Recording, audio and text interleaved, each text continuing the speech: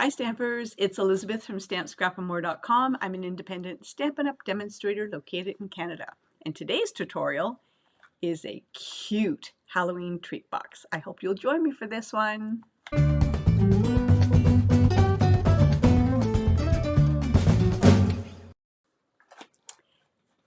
Every month I participate in a tutorial bundle with a group of other Stampin' Up! Demonstrators located in Canada. And if you participate in the bundle, you get to use the tutorials however you choose in your business. I send the tutorial bundle to my customers and to my team members to hopefully inspire them. So this project was my tutorial for September. So let's get started. I hope that I'm going to inspire you to make this as well. It's a really cute project. So it opens up like this, and inside it actually fits 2 Halloween candies, but I've eaten one. So when this tutorial is done, I'll eat the other one. So these are Coffee Crisp. I think it's a Canadian chocolate bar. I don't think it's available in the US, but it would also fit 2 Mars bars or 2 Halloween treat chocolate bars, Mars, Snickers bars, something like that. So you'd fit 2 in there. And it's a really simple box to make. And the ribbon is kind of underneath these 2 elements, so it doesn't fall off when you untie it. And you can just tie it back up like this and have a cute little packaging idea. If you do craft fairs, you could also use this using a Christmas themed stamp set and dies, but it's a really simple box to put together. So grab your pen and paper, and I'm going to give you some measurements. All right, so we're going to start off with basic black cardstock. That is 5 1/4 by 6 3/4. On the 5 1/4 inch side, I've got my measurements here, so I just make sure that I'm following it right. On the 5 1/4 inch side, you are going to score at 3/4 and 3/4 and 4 1/2. All right. On the 6 3/4 inch side, you are going to score at 3/4, 3 inches, 3 3/4 of an inch, and 6 inches. And you can put your scoreboard back. And you're going to end up with something that looks like this. Now you're going to bring out your snips, and we're going to do some cutting. I'm going to start off by cutting in the center up to the first score line and on the other side. I will say that some people, and there's no right or wrong, prefer to burnish all their score lines before cutting. I like to cut first, then burnish, because if I burnish first, I don't always get clean cuts on the when I cut up the score line that's been burnished. I find it easier to cut before I burnish and then make all the folds. Okay, so that's on that side. Now we're going to flip it over, and we are going to snip up one and then corner and snip up and then just angle it. The angling just allows you for it to fold a little bit flatter. Okay, so now we're going to flip it on this side, and this will be the front of the box. Doesn't matter, both of these are the same measurements, so if you notch this side, then this will be the front, and you're going to actually cut off the corners like that and cut off this corner. So this will become the front of the box. And then I'm just going to angle that edge. Okay, and you will end up with something that looks like this. And this will be the front. I'm going to get rid of my shards. You need a piece of Designer Series paper, and I've used It's a really simple name. I keep forgetting it. Black and White, I think. Black and White Designs. And you need a piece that is 2 by 3.5, and that is going to go on the top like that. And I'm just going to get out my adhesive. I just finished making cinnamon rolls. Okay, I didn't make them from scratch. It was Pillsbury, but my house smells very sweet right now. And adhere like that. So there is the box. Now you're going to get your bone folder. Okay, so now we're going to do some folding and burnishing. I will admit that it is easier to do the folding and burnishing before snipping it, but I just get a cleaner snip if I snip first, then fold and burnish. Sounds odd, but no right or wrong way, whatever works best for you. That's what I love about paper crafting. It's whatever works best for you. Okay. And now you're going to get your Tombow glue. All right. So we're going to start by putting adhesive on here and then flipping this side over. Oh, there we go. Yep, this was the one I used earlier. And I'm off camera. I always have a struggle to make sure I'm always on camera. Okay. Just wiping the adhesive off on my pajamas. That's why I wear pajama bottoms when I craft, and my apron. That way I can, if I get it messy, doesn't matter. Okay.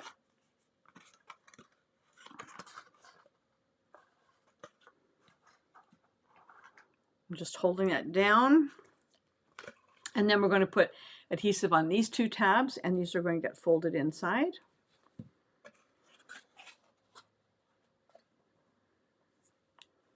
I also forgot to cut. So the black and white gingham ribbon, you need 16 inches of that, and I realized I forgot to cut some off. Cut some.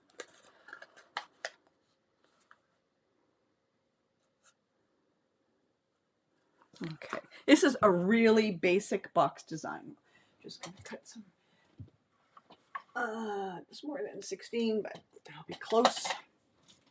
So this is a really basic box design, and then these will fold in, and that folds down. There we go. There's the box. Now I'm going to take the ribbon. Did I cut enough? Yep, I did. I eyeballed it when I cut it. And I'm going to tie the ribbon around. And I'm tying the ribbon on now because it depends on where the ribbon is, and you're going to place these 2 elements. One's going to go below the ribbon, this one's going to go above the ribbon, so that way when you untie it, that the ribbon is not going to be loose and fall off. It'll be sort of tucked underneath the 2 die cut pieces and punched piece. Okay, so I'm just going to, all right. Okay, so there is the box, and it is done. You can fill it with treats, but we're going to do some stamping now. We're going to do some stamping and some embossing. All right, so I'm going to start with the hat, and I have already punched out the hat here, and I've got a template. I'm using a template because I want a nice, crisp, clean image. I want a nice, crisp, when I put the Versamark on there and then emboss it, I want it to be nice and crisp. So I've taken the punched image here, and I'm going to take the hat. I'm going to use this hat, and I'm going to dump it in that negative space, pick it up, and I'm going to use my Gorgeous Grape only because I am going to stamp in here, and I'm going to show you what I mean by that. If I use the Versamark, I wouldn't be able to tell because Versamark is tone on tone. So there is what I have stamped in that negative space.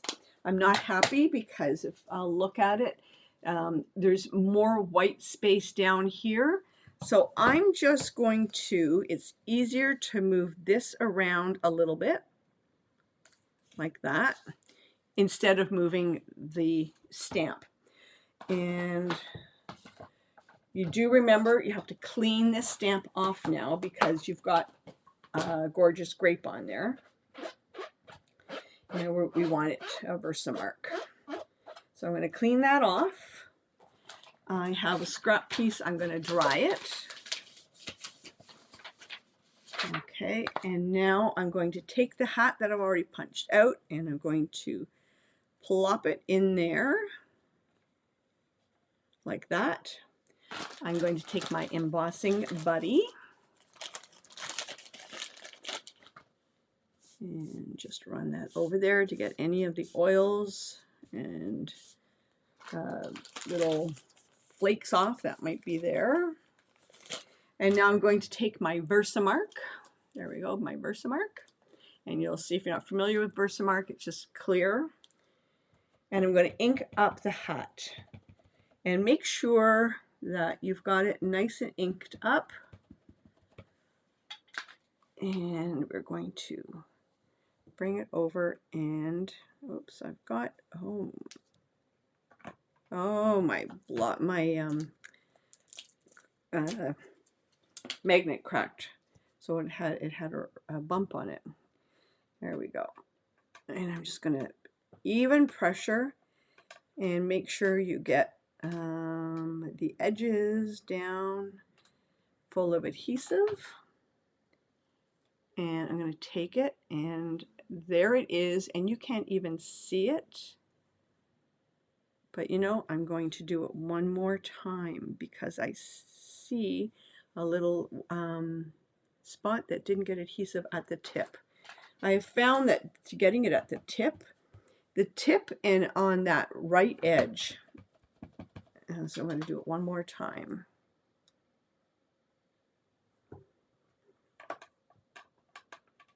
Okay.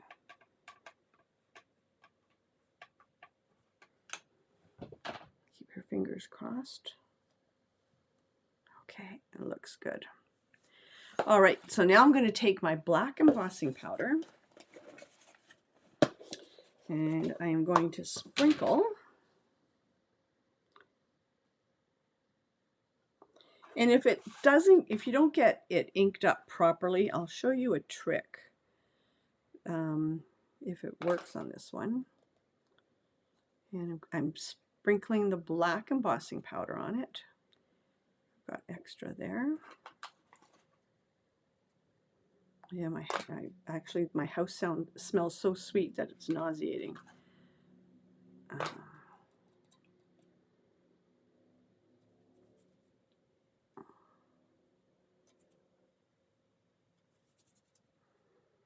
think that's perfect. And I'm going to bring out my heat gun.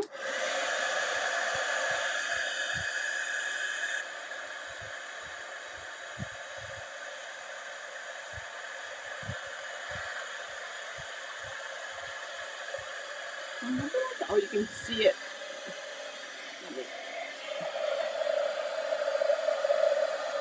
Well, just don't burn your fingers.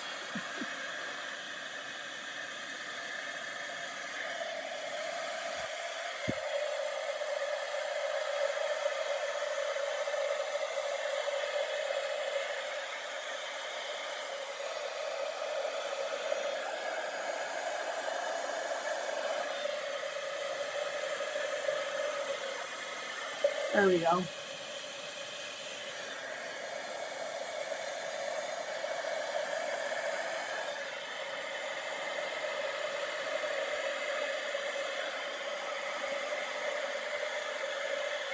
I love when it starts to melt.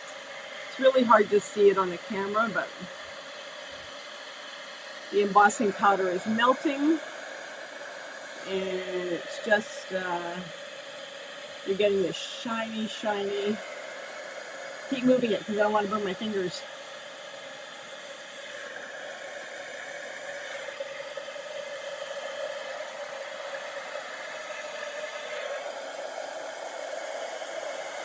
I do have crafting tweezers I should bring out.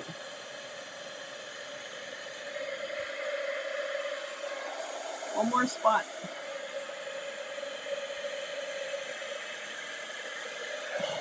Love it.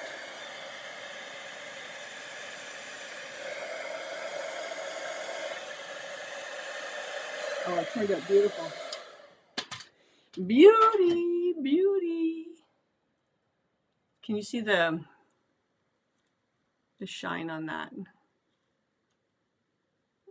It's really hard to see for you. Oh, there we go. There's the shine.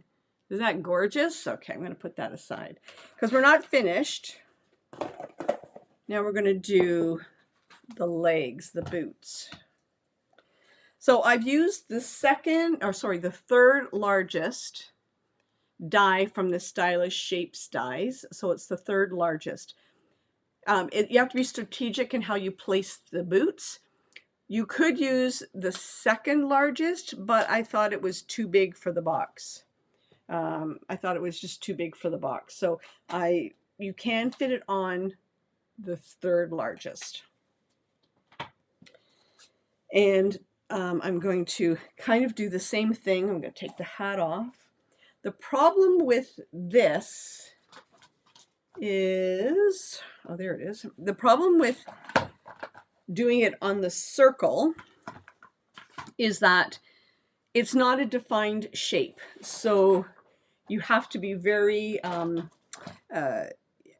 stamp it once. It's not like you can go back and stamp it again because it's a circle. So if you move it, or if it if it shifts a little bit, you won't be able to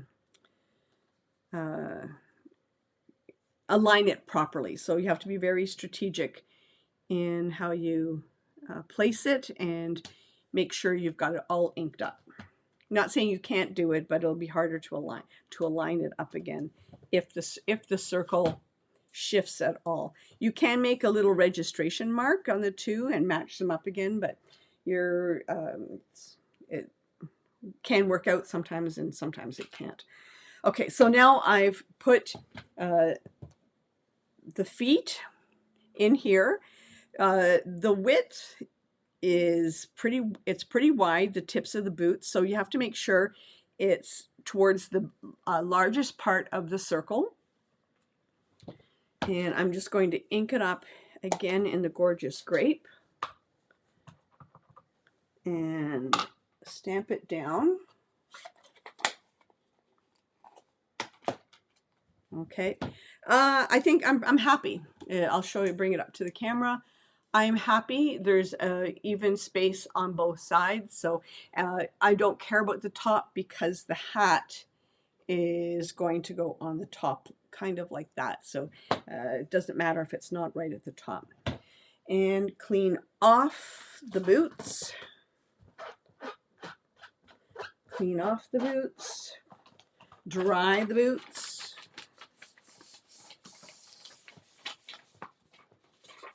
And we're going to plop this in the middle. Okay, embossing buddy to take off any lint, oils.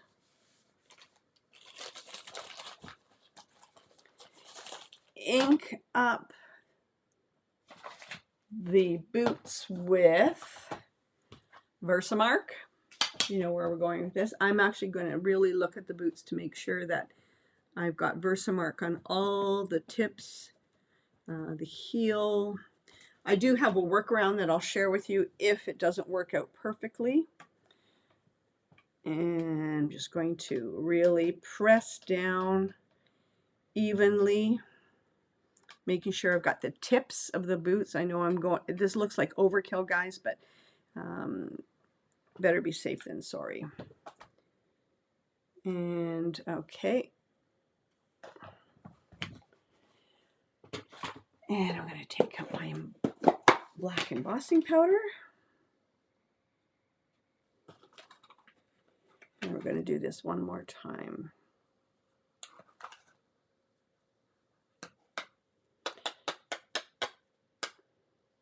Ooh, I'm happy, happy, happy. Sometimes, like I said before, the tips can be tricky.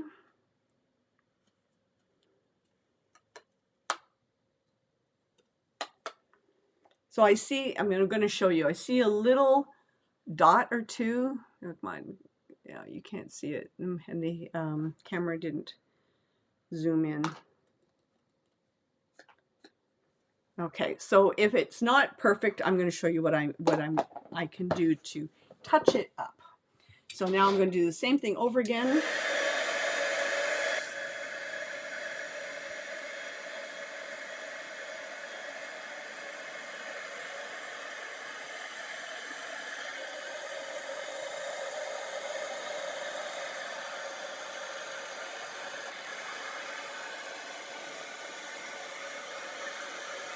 And if your heat gun has been in use, it heats up quicker, and it melts it faster. Okay. So here's the boots. I don't know if it's my eyes or not, but it doesn't seem like the camera is focused in very well. So I see a couple of little white spots on the boots. Maybe it's my eyes. My eyes are very tired today. So I'm just going to take my Stampin' Blend, the black, and I'm just going to dot, and there was just a couple of spots where it didn't melt all the way, and I'm just, there wasn't enough adhesive or Versamark to pick up all of the black embossing powder. To me, it's important to have really even, slick boots. There we go. All right. Okay, so now you're going to take your Highland Heather, light and dark, and I'm going to do light on the hat. So these are the stripes of the hat. I'm just coloring in Highland Heather, and there's a little stripe that goes horizontal as well. And I'm also going to do Highland Heather light in the stripes on the stockings, like that. And now I'm going to take the Highland Heather dark and color in the buckle on the shoes, like that. And also the big buckle, I'm going to use the brush end, the big buckle on the front of the hat. Now you'll also need, in the holiday catalog, there is the red and white, I think it's called, glimmer paper. You'll need some of the white glimmer, and you're going to punch out the stars from the punch. There's 3 that come out. These 3 stars here.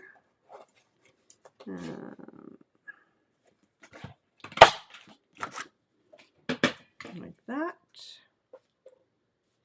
And let's see, where the original box went. I didn't put them on that one. Oh, I did put them on this one.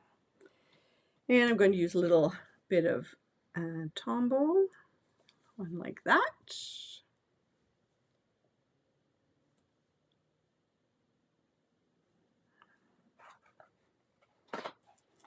You know, the only problem is the stars, they fly.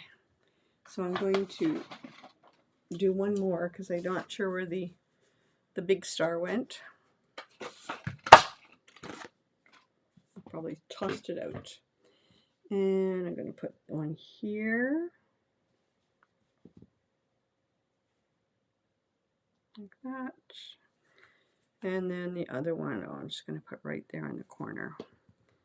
And you know, if you goofed with any of your embossing or coloring, you could put one of the glimmery stars over the goof. So there is the hat.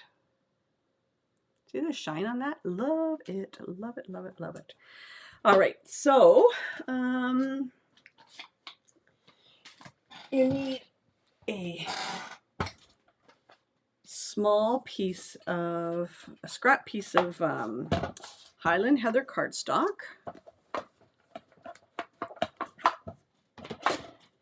There we go. And the sentiment that says, "Hey there."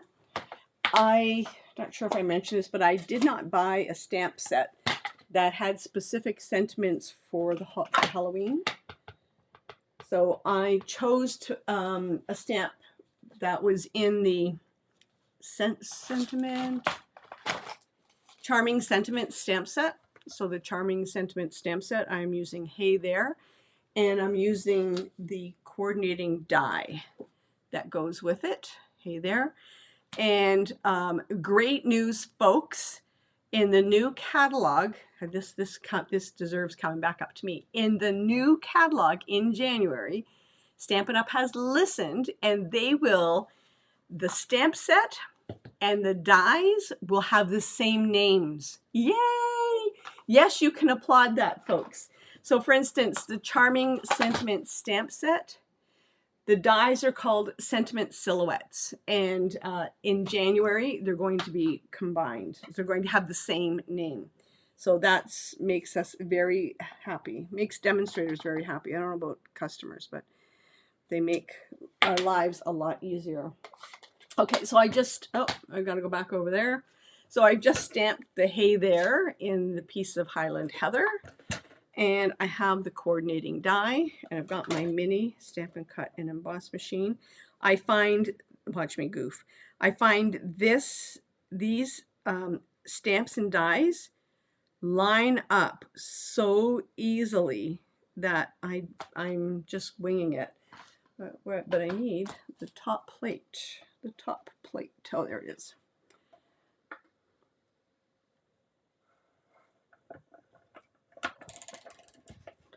I hope it works because I've used this many times now and it has worked every time. Look at that. Oh, don't lose the die though, Elizabeth. There we go. And look, Hey There comes out perfectly. Yeah, something's wrong with my camera. It's not zooming in properly. Okay, so let's put this baby together. I'm going to adhere this down, popping it up with dimensionals. And 1, 2. Yeah, I'm going to put 5 dimensionals on it because when you heat emboss cardstock, sometimes it kind of warps a little bit. So I'm just putting 5 dimensionals on it so that it's going to flatten out and sit properly. And I'm putting this up like this, kind of towards the ribbon, like that. And then the hat, I'm going to pop it up like that. So I need 1 dimensional here. And so I'm going to straddle it. So it's going to go like that. And then I'm going to, because this is popped up, you need 2 dimensionals on the top part so that it is on the same plane as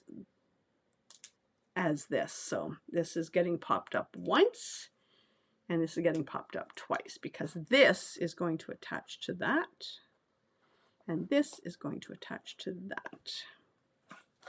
And then last but not least, we are going to take the Hey There, and we are going to pop that up using Wien's small dimensionals. There we go. And I'm going to put 2 small ones, one like that, and one like that.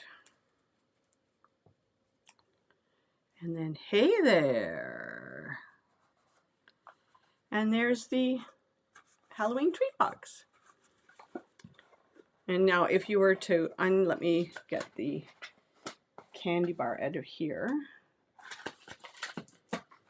Like I said, it fits two. It fits two candy bars. I'm going to put it in there like that. That folds over, that folds in.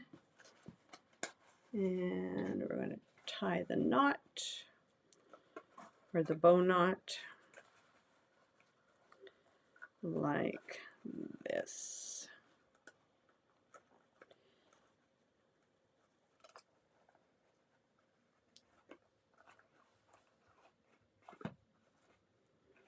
I think this is so cute. And yes, you can trim off. There we go. You can trim off the tails. There it is. That's the Bewitching Treat Box. So thank you for joining me, and I hope you enjoyed that project. The next project is going to also be using the Bewitching bundle, and the stamp set and the dies, or the punch, and we're going to be making a spinner card. I kind of did a sneak peek of it last weekend, and I'm going to do the instructions and post that for you guys as well. Thanks for stopping by. I appreciate your support. Like, subscribe, hit the button for notifications, and we'll talk to you again soon. Happy stamping. Bye.